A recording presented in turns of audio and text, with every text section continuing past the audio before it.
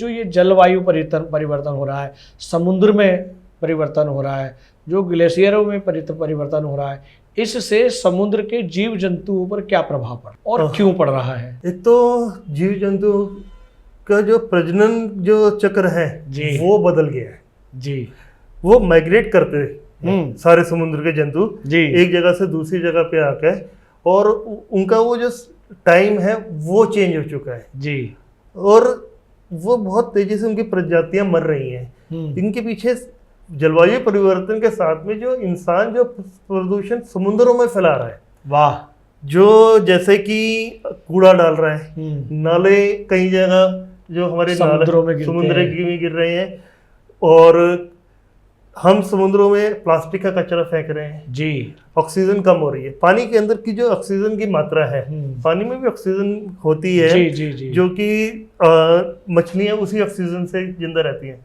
जब वो कम हो जाएंगी तो वो क्या हो रहा है कि वो मर रही हैं, उनका लाइफ सिस्टम चेंज हो रहा है, उनके अंदर बीमारियां आ रही हैं। अगर जो समुद्र किनारे जो लोग मछलियां खाते हैं वो बीमार हुई हुई मछलियां खा रहे हैं, जो इंसान बीमार हो रहा तो मछली भी तो बीमार होंगी। बिल्कुल, बिल्कुल। अब उस बीमार मछलियों को अगर इंसान खाएगा तो वो भी बीमार होगा। वाकई बहुत अच्छी जानकारी दी ललित जी आपने जी। और अभी इसमें कुछ चीज़ें और भी है कि हमें इसके अंदर प्लास्टिक का जो कचरा है वो नहीं डालना, जो हम बोतलें, गंदा पानी, पता नहीं क्या क्या फेंक रहे हैं, बहुत लंबी जोड़ी लिस्ट है इसकी, जो कि हमारे समुद्र तट बिल्कुल भर चुके हैं जी। तो उसको हमें रोकना होगा ताकि उनको भी तो जीने का अधिकार है। वो समुद्री जीव जंतु भी उन कचरों में फंस जाते हैं। हाँ। उनके हाथ पैर मुंह गर्दन फंस जाते हैं, उनसे उनकी मृत्यु भी हो जाती है। बिल्कुल हो जाती है। जो हम जाल फेंकते हैं, प्लास्टिक की जो चीज़ें फेंकते हैं, रस्सियाँ फेंकते हैं, वो उसके अंदर अटक जाते हैं। कई ऐसे यूट्यूब के अंदर कई सारी ऐसी वो आती हैं जिसके अंदर कोई गर्दन से बंधा हुआ है, कोई कैसे बंधा हुआ है, जी जी जी, और जी। वो मर रहे हैं। बहुत सारी संस्थाएं लगी हुई हैं लेकिन ये बहुत छोटे स्तर पे है, हमें इसके ऊपर बहुत बड़े स्तर पे करना होगा। और मुझे तो एक चीज़ की जानकारी मालूम है कि अगर हम उस चीज जो काम कर रहे हैं गलत, उसको पहले सबसे पहले उसको रोकना होगा। जी जी जी। फिर आगे की कार्रवाई करनी होगी। वाह वाह वाह वाह वाह। मनुष्य को अपना भौतिकता को, भौतिकवाद को कम करना होगा, तभी ये जीव जंतु जिंदा रह पाएंगे। जी, पहले हमें फेंकना बंद करना पड़ेगा, हमें अपने आप को बदलना पड़ेगा। ललित जी, ये जो जीव जंतु होते हैं पृथ्वी के ऊपर, जल के अंदर, पृथ्वी के नीचे भी होते हैं, पशु पक्षी भी होते हैं, या ये कहें कि तमाम जो मनुष्य के साथ भी जो जुड़े हुए जीव जंतु पशु पक्षी हैं, इनका भी बहुत बड़ा रोल है क्या जो इस सृष्टि का बैलेंस बनाते हैं? हाँ, ये पूरा हमारा अगर आप देखेंगे तो ये हमारा पूरा एक सर्कल है जी, जिसके अंदर इंसान से लेकर जानवर, बारिश, ये पूरा एक आपस में जुड़ा हुआ सर्कल है, फूड चेन है, जिसको हम बचपन में पढ़ते थे ना, एक ये फूड चेन है आपस में, जिसके अंदर जंगल भी आते हैं, खेती भी आती है, जानवर भी आते हैं, पानी भी आता है, सब कुछ आता है। तो हम सब इंटरकनेक्टेड है ये जी।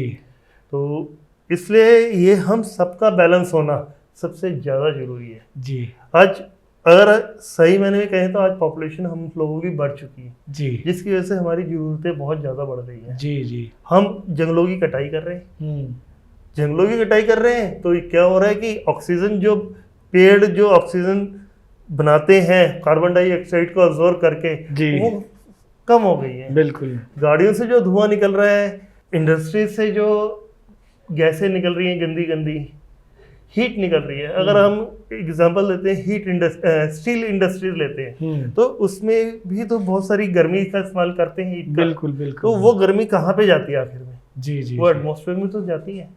एसी हम इस्तेमाल कर रहे हैं, उसमें से पीछे से इतनी गर्म हवा निकलती है, वो कहाँ पे जा रही है? जी, हमारे एटमॉस्फेयर में जा रही है। तो ये सारी चीज़ों को हमें तरीके से लेना पड़ेगा, उसको हमें कंट्रोलिंग में करना पड़ेगा। उसके लिए हमें अपनी पॉपुलेशन को रोकना पड़ेगा। इसके अंदर मैं चाइना की तारीफ करूंगा, 1000 कमियां हो किसी देश के अंदर, हम ये नहीं करेंगे वो नहीं करेंगे, लेकिन उस कंट्री ने ये करके दिखाया कि अपनी पॉपुलेशन को रोक दिया। वाह वाह, बहुत अच्छी बात। ललित जी, हम आगे बढ़ते हैं प्रश्नों की ओर। हमारा प्रश्न है कि जलवायु परिवर्तन से निपटने के लिए विश्व स्तर पर कौन सी रणनीतियां लागू की जा रही हैं?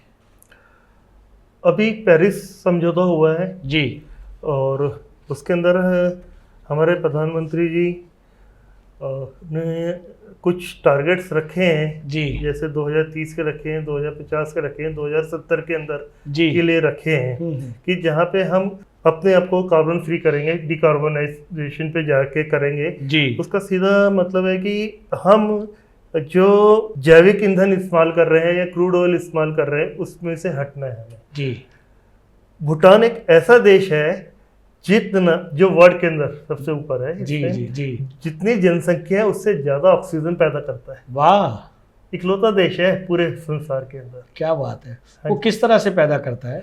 वहाँ पे जंगल है, जनसंख्या कम है, जनसंख्या कम है, जंगल ज्यादा है, पेड़ पौधे ज्यादा है, हरियाली ज्यादा है, पर्यावरण बहुत शुद्ध है, बहुत शुद्ध है। वाह, तो वाह। जितना वो कंज्यूम करता है ऑक्सीजन को उससे ज्यादा वो प्रोड्यूस करता है वहाँ पे। जी, जी, जी, जी, तो ये चीज हमें अपने अंदर भी धीरे धीरे लेके आनी होगी। जी। भारत की जनसंख्या 125-150 करोड़ के आसपास है तकरीबन आज के दिन। जी, तो हमें अपने जो संसाधन है, जैसे जी। हम गाड़ियों को इस्तेमाल कर रहे हैं, उनको हमें गैस के ऊपर लेके आना होगा, हम्म, हाइड्रोजन के ऊपर। जैसे मोदी जी वो कर रहे हैं कि हाँ भाई हाइड्रोजन के ऊपर इतना प्रोत्साहन दे रहे हैं सबको, जी, जी, जी, और क्रूड ऑयल को भी डिपेंडेंसी को ख़त्म कर रहे हैं धीरे धीरे।